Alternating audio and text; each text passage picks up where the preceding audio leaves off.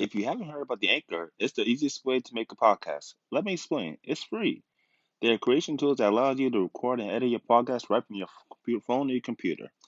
The Anchor will distribute your podcast for you, so it's easy to be heard on Spotify, Apple Podcasts, and many more. You can make money from your podcast with no minimum listenership. It's everything you need to make a podcast in one place.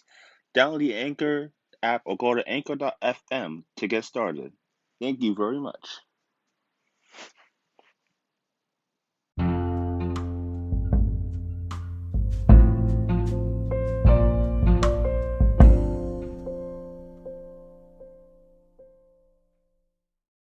Good evening, ladies and gentlemen here, and welcome to a very special bonus episode on the Gotta Have Heart Wrestling podcast, brought to you by yours truly, Jamal Honus.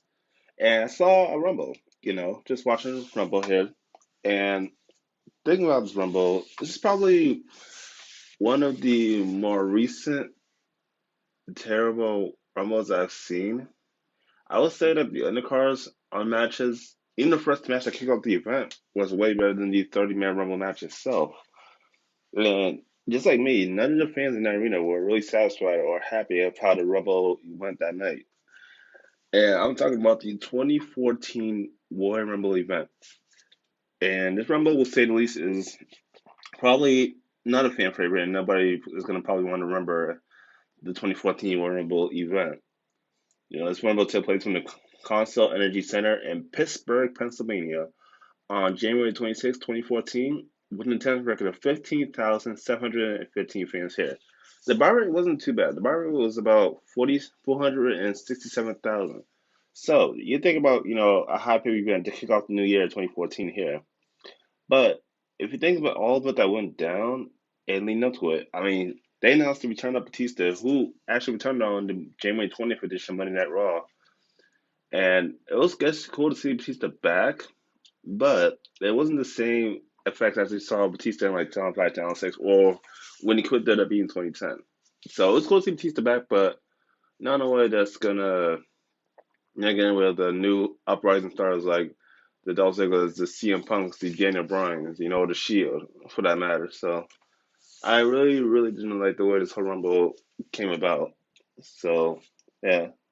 And after unifying the WWE Championship and the World Championship at TLC 2013, Randy Orton is your first ever WWE's Unified World Champion and will defend the championship against John Cena at the event here. And man, you want to talk about undercard matches? Look what happened on the old school Raw that kicked off the new year. Also, the competition between the Big Show and Brock Lesnar here. You will see in the past recent weeks that no matter what Brock Lesnar tried to do with the Big Show completely dominance over Brock Lesnar on the weeks leading up to Royal Rumble on Monday Night Raw.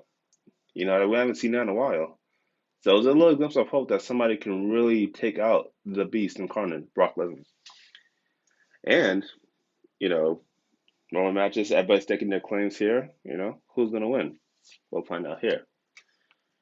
And of course, you had a surprisingly match on the pre-show here on the Kickoff Show, which featured Cody Rhodes and Goldust, the Rose Brothers, defending the WWE Tag Team Championships against the return of the New Age Outlaws, Billy Gunn and Road Dogg. Who would ever thought we'd see 14 years that the last time these guys held Tag Team Championships would try to regain their belts back in succession in 14 years' existence? This has been a long drought between title reigns of any male superstar, singles, or tag teams in a while. I mean, you saw what happened last year in about 2013. We saw The Rock defeat CM Punk to become the WWE Championship, who he haven't won it in 11 years, prior to your time, too, defeating The Undertaker and Kurt Angle at WWE Vengeance in Detroit. So it's really interesting here. We have, this past match pretty good back and forth here, and we see, a distraction, a blind tag by Road Dogg to Billy Gunn while Carter was in the ring. Goldust being knocked outside the ring. Billy Gunn comes in with the famous sir and gets the 1, 2, 3 on Carter Rose. Can you believe this? New Age Outlaws are your tag team champions for the first time in 14 years. This was pretty damn surreal here. I like the fact that, the Rose Brothers had champs. It was pretty cool. But to see New Age Outlaws come back after 14 years and become the tag team champions again, I gotta say, this is pretty impressive on their part at their age and their name, and like to still be one of the best tag teams ever in WWE's history. This is pretty damn cool. I like this, to be honest. Maybe they were too old to win that chance. Maybe some people per se, but I've always I've been a big New Orleans fan. So for them to come back, hell yeah, give them one more title, and they got it. So I liked it. I really did. All right, we're kicking off things with the Rumble here. We have a singles match between Bray Wyatt and Daniel Bryan. This has show stealing written all over it. What a match! I would say personally, this is the best match on the card on the whole entire night. We kicked off Bray Wyatt and Daniel Bryan. It was back and forth here. We even saw a little bit of dominance on Bray Wyatt's part and resiliency on Daniel Bryan. He even tried to come back after these high maneuvers by Bray Wyatt too. And it's like Daniel Bryan gave it his all. He did not want to fail of defeating Bray Wyatt here. And we saw the long history between these two men here. I mean, going back to when Dan Bryan once joined the Wyatt family and then turned on him after that Monday Night Raw in Providence on January the 14th in that steel cage matchup. January 13th in that steel cage matchup, and Dan Bryan just breaking away from the Wyatt family. This was pretty surreal here. But thanks to Sister Abigail outside the ring on the security barrier and inside the ring, Bray Wyatt got the 1, 2, 3 defeating Dan Bryan one on one here. Even though Dan Bryan lost, I personally think, and I think the fans that night really got a really good appetizer as a prelude to what's going to come throughout the rest of the night. So, really hell of a match. I give this match 4.5 stars out of 5. I think out of all Rumble's history, out of any undercard matches, this would probably be one of the top ones. I would consider to be one of the best. So good work to both Bray Wyatt and Dan Bryan for giving us a hell of a kickoff match up here to kick things off for Rumble 2014. All right, next up here we got Brock Lesnar facing the Big Show one on one here, and phew, what a match this was. I mean, it wasn't one hell of a match, but man, Brock Lesnar getting the jump on the Big Show before even the bell ring, and those chair shots after chair shot after chair shot. Oh man. And referee asking Big Show wants to continue, wants to go through with this matchup. Big Show says yes, rings the bell, gets in the F5, and pins him 1, 2, 3 in 2 minutes and 2 seconds. Probably one of the most fastest Brock Lesnar matches, and to get the down to the Big Show. I mean, I clearly see like what WWE is going with this to make Brock Lesnar's character more dominant, but this is what don't make sense here. Okay, this is not the first time these two face off Royal Rumble. Mind you, they faced off at the 2003 Royal Rumble in Boston 11 years prior to this. So there's been a lot of history between Big Show and Brock Lesnar, a whole lot of history.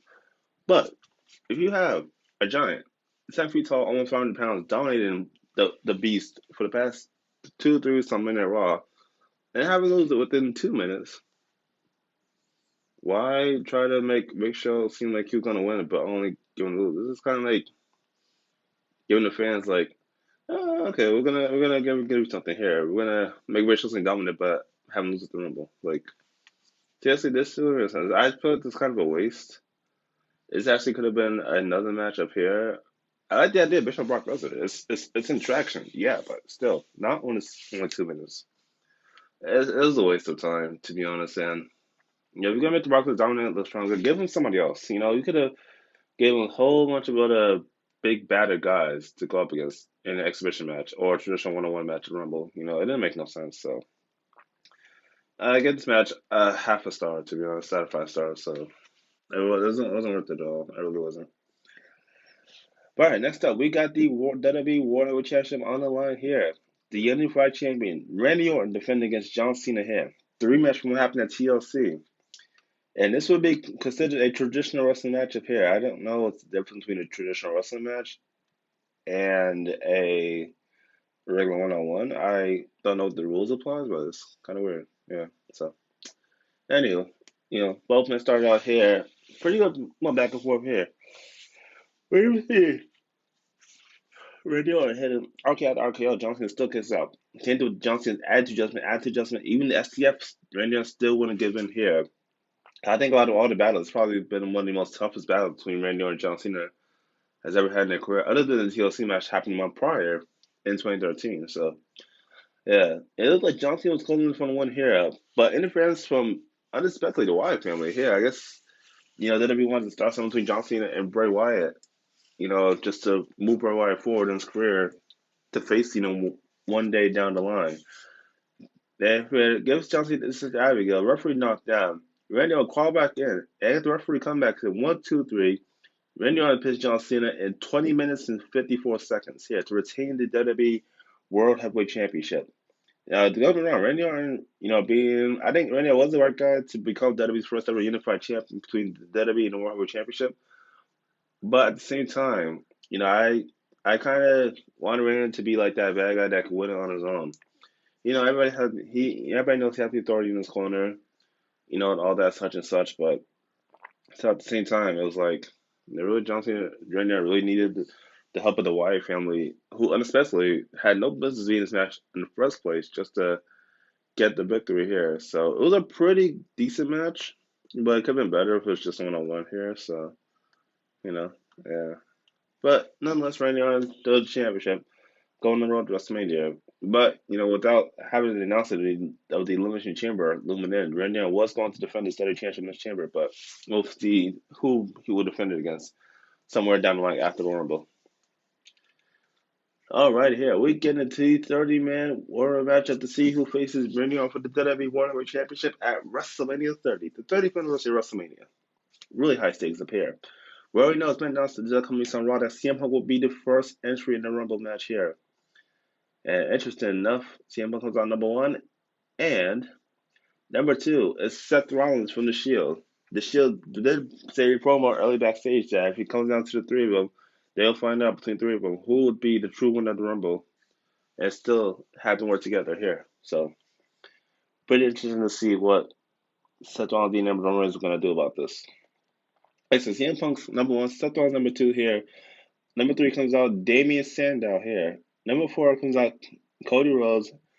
Number five comes out Kane. Mind you, this is Kane's 15th One Row matchup here. Kane, has been in every single Rumble to begin with since 1999. So, him to come out number five here, 15th here. But CM Punk will eliminate Kane in a minute and 10 seconds here. This will probably be Kane's the shortest or second shortest. I can't believe I come think 19-hour Rumble. He wasn't in that match for that long. But I don't know which is a shorter appearance hit, 1999 or 2014. So yeah, but nonetheless, Kane get eliminated in a minute for 10 seconds. That's pretty surprising because every time you see Kane in a Rumble match, he would dominate the Rumble year after year after year. Remember, 2001, he eliminated 11 guys by himself. That is freaking unbelievable. Even The Rock was one of his eliminations that year. So Kane, it's probably the king of the Rumble. It's safe to say Kane being the king of the Rumble. It's crazy. This is a surprise. Number six, we coming out Alexander Rusev, who formerly better known as Rusev from the NXT. This will be probably the second time NXT superstars have ever appeared in the Rumble. As prior to it before, with Bo Dallas. Well, we know that Bo Dallas was going to be in the Rumble from NXT before the Rumble even began in 2013. So this was a shocker to see Alexander Rusev come out number six, an NXT representative in the 2014 Royal Rumble matchup here. So it's pretty cool to say the least here. To see NXT, you know, showing off in the Rumble here. Out seven comes Jack Swagger. Number eight comes out Kofi Kingston. And number nine comes out Jimmy Uso here. Number 10 comes out Goldust. And so at least Goldust has some backup for the time being. Knowing that they lost that champs earlier tonight, but at least they're in this matchup here.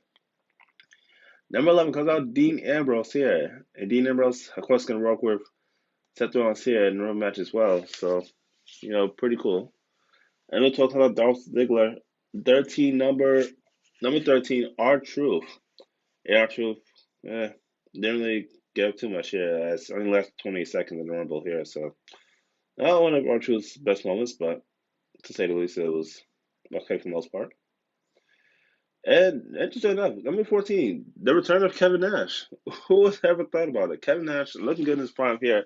And mind you, he returned. He actually made a stellar return to WWE in the 2011 Warrior match. That was the biggest Warrior match of all time with 40 superstars. That took place in the TD Garden in Boston.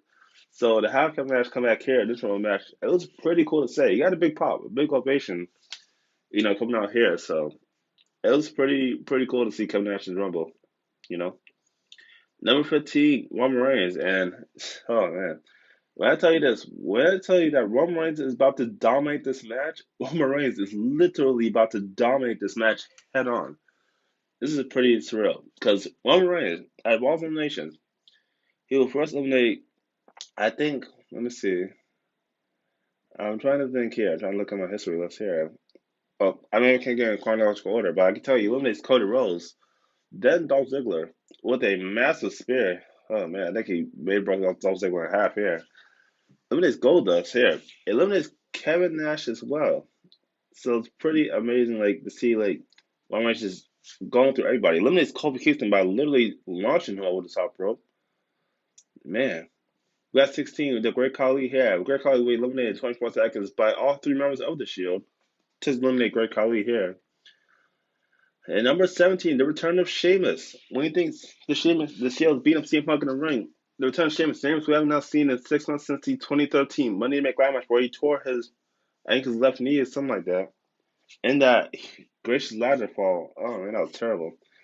Sheamus coming out here, and pretty amazing how long Sheamus was last in the Rumble. Team that has been WWE in the past 6 months here. Number 18, The Miz coming out here. And number 19, Fandango. Fandango's first Royal Rumble here. And he called it the Royal Rumble. Royal Rumble, I don't know. It was pretty funny. His hair changed like, a Fandango coming out here in the Royal Rumble. So, pretty interesting here. And number 20, Lost Matadores theme song hits. I don't know which number of the two. I forgot the names, to be honest. So, but you think it's one of the two men, but it's actually their mascot, their manager, but it's El Torito. I don't know. It's just has the record here. Let me think about this because you had Hornswoggle come out the 2011 Royal Rumble match. Then you got El Torito come out 2014. Who was the smallest guy? Was El Torito as far as being the smallest guy to ever enter the Rumble? This is crazy. But looking up, this is where they come to play. El Torito was get a Hurricanrana and then a drop kick, a springboard drop kick to eliminate Fandango. That was pretty impressive itself. Unfortunately, he did get eliminated by Roman Reigns shortly after. So even though El Torito can say he got one elimination in his Rumble appearance, his only Rumble appearance, mind you. So it's pretty cool to see El Torito in the Rumble. Number 21, Antonio Cesaro here. And number 22, Luke Harper. God rest his soul, John Huber. It was like one of the great big men ever. Oh man. And number 23, Jay Uso here. And surprisingly, number 24 was John Bradshaw Layfield. Yes, JBL. You heard me correctly here. And if you guys want to know a fact, this is a fun fact to learn. The JBL character, not Bradshaw, aside from Bradshaw's foreign appearances in the past, but the JBL character, this is the first time that JBL has ever entered a Royal Rumble in his nearly 20-year career with the WWE. Yeah, that's pretty impressive, right? But nonetheless, came into a suit. He told Michael to take his jacket, his blazer, I guess, before getting eliminated by Roman Reigns in 49 seconds. And it was cool to see JBL character in Rumble, but I didn't expect him to get eliminated that quickly. It's kind of a waste of entry number, but nonetheless, we can, as JBL can say, he's been in Royal Rumble one time as the JBL character, as opposed to being the Bradshaw character. So I guess it was worth to see JBL in Rumble, even with those for 49 seconds, I guess. But nonetheless, here we see number 25, Eric Rowan at the Wyatt family, number 26, Ryback, and number 27, Alberto Del Rio in Rumble match as well. And it's pretty cool here to see this. Roman Reigns started eliminating Luke Harper as one of his next foes here. And number 28, the return of Batista. The return of the last man on Raw. He said he was going to be in the Rumble. He came out here. And fun fact, ladies and gentlemen, this is actually the second time in Batista's career he's ever come up to number 28. And mind you, that time he came up to 28 in 2005, he won the Royal Rumble match by eliminating John Cena to win that match up here. Was he also doing it again from the same number 9 years later? Who knows? This is Batista we're talking about. This is the animal. So, number 29, Big E Langston. And this is where the disappointment comes into play. I expect the Reigns still to be the Rumble. Reigns still come on number 30. But from what the fans were chanting, yes, yes, yes, to expect Daniel Bryan to come out number 30, and he didn't. And this is where I kind of get on the case of the company about rhetorical decisions here, and probably a dumb decision at this. If the WWE's going to give the fans what they want here, why not just let Daniel Bryan, even though he had lost to Bray Wyatt in the open matchup at the Rumble, be a part of the Rumble match as number 30 and give the fans, something to at least be happy about. You know, and then shortly after, okay, Roman Reigns eliminates Antonio Cesaro, even his former Shield brethren, Seth Rollins, Dean Ambrose, his matchup. It's pretty cool. Batista getting rid of Eric Rowan right back in the Roberto Del Rio. Sheamus eliminated Big E, and Seth Rollins eliminated Rey Mysterio. Okay. Yeah, now the final four. CM Punk, Sheamus, Roman Reigns, and Batista. Why in the hell does WWE decide to have Kane come back after already being eliminated by CM Punk, eliminate CM Punk illegally, mind you, and choke him through an announce table and be like, all right, CM Punk, bye bye. You're like from WWE, go ahead. You know? And I didn't like it at all. If at least you're not gonna have Daniel Bryan in the Rumble or even win the Royal Rumble, not being in there. At least let's make a decision. Let's CM Punk win the Royal Rumble that year. I don't know. This was a dumb decision. I think after CM Punk, I just lost interest in like the Royal match itself. Like, okay, it would be cool for Roman Reigns to win, even though it was kind of early in Roman Reigns' career to win a big matchup like this, but it would have been cool, you know. But still, I was really counting on having Daniel Bryan run the Rumble here, or even CM Punk win the Rumble match here, or even Dolph Ziggler win the Rumble match here. But the fans again, less in the past will not get what they want by WWE. I don't know if this is WWE's position booking or a Vince McMahon decision booking, but it was stupid. Roman Reigns did eliminate Sheamus to pass Kane's record of 12 eliminations and set the record for Rumble of most eliminations in a single Rumble matchup here. It will come down to Roman Reigns and Batista. Batista spears Roman Reigns nowhere. Roman Reigns gets back up and spears Batista out of nowhere. And we're thinking, okay, we're gonna get some kind of a glimpse of hope here. We're thinking Roman Reigns gonna win the Royal Rumble here, but no, Batista counters it and eliminates Roman Reigns to win his second Royal Rumble match. Fucking shit. Did we really need Batista to win a Rumble again 9 years later? There's reason why the fans are chanting Batista instead of Batista because they didn't like it. I didn't like it. I feel like I was robbed as a fan that night. And 24 Rumble match here, I mean, you had all these heels on. You first had Bray Wyatt winning, then Brock Lesnar winning, then Randy Orton winning, then Batista winning. Mind you, I think this was the first time in a long time where every heels won a matchup. No baby, no faces, no K faces were winners of this Royal pay per view tonight, and it kind of sucked. It really does. This is probably not a Rumble for the fans to remember, in the upcoming years, and it sucked. I didn't like it. I think it was a rip off. The only piece to the win, and him pointing to WrestleMania sign saying, "I'm going to WrestleMania. I'm going to be champion. Deal with it." Like what? This is kind of a slap in the face for all his fans here. I didn't like it at all. Mind you, Batista didn't need to run the Rumble. Daniel Bryan and CM Punk, the two highest superstars, popular superstars at the time, 2013 leading into 2014, could have main evented WrestleMania. Well, I mean, could have won a Rumble match, go to WrestleMania, but I don't know what the fans that they're trying to do here. They robbed us. I really think they robbed us blind here tonight. I really think they should have let Daniel Bryan compete in a Rumble match that night. Huge disappointment. I didn't like it. So yeah. Like I said, not one of the best pay I give this pay maybe 2 out of 5 stars the most. Maybe 1.5 stars out of 5 stars. So it is what it is. 2014 Rumble is gonna come back in $3. You know, freaking Batista won the second Rumble, went to WrestleMania to challenge for the World Championship. So I guess yeah. But thank you guys for listening to this bonus episode about the 2014 Royal Rumble from Pittsburgh, PA. I am Jamal Honas. We'll see you soon. And make sure to tune in at Raw tonight, the last minute Raw of the year 2020. We're almost 2021, guys. Can you believe it? What a year this has been, especially in wrestling. But I'll see you later. You guys have a good evening and enjoy the rest of your day.